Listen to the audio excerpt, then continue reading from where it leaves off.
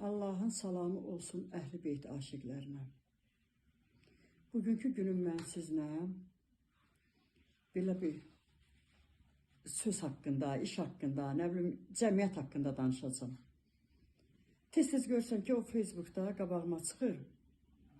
Çox da xoşum gəlir danışığına. Sözün əvvəli ilə axırı başqa-başqa olur.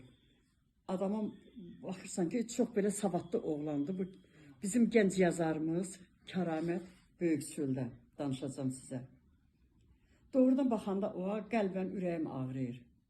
Cavan, gənc, enerjili, bir yaxşı yazıcı, yazar. İndiki devirdə elə yazarlar tək-tək olur. Ona yaraşmır ki, avtobusa minsin, geçsin o çayxananın qabağında kitab satsın. Bu, nə bilim, parkda otursun.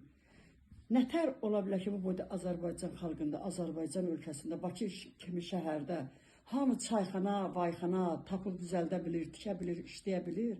Ona bir dənə putka vermirlər ki, o kitabların yıxsın, orada satsın. Avtobusa minir, gedir o başda, gəh elmlərdə olacam, ora gəlin, gəh nə bilim, harada olacam, ora gəlin.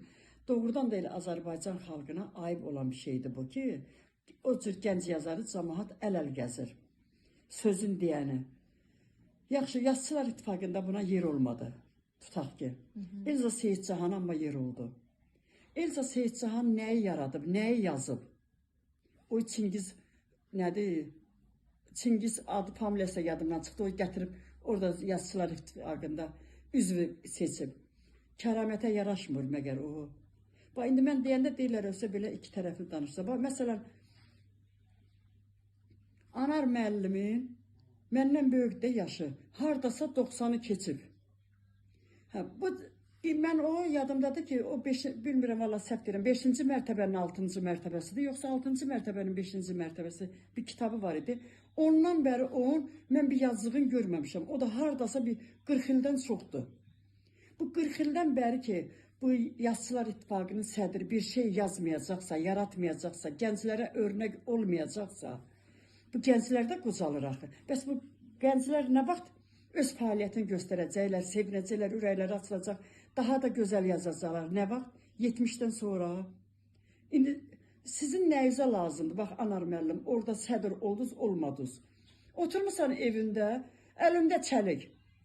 Axı, cavanlara da yer vermək lazımdır.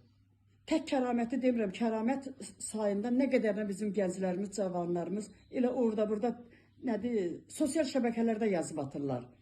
Kitablarını satmağa yer tapmırlar. Ona görə də mən çox ürək ağrısı ilə deyirəm ki,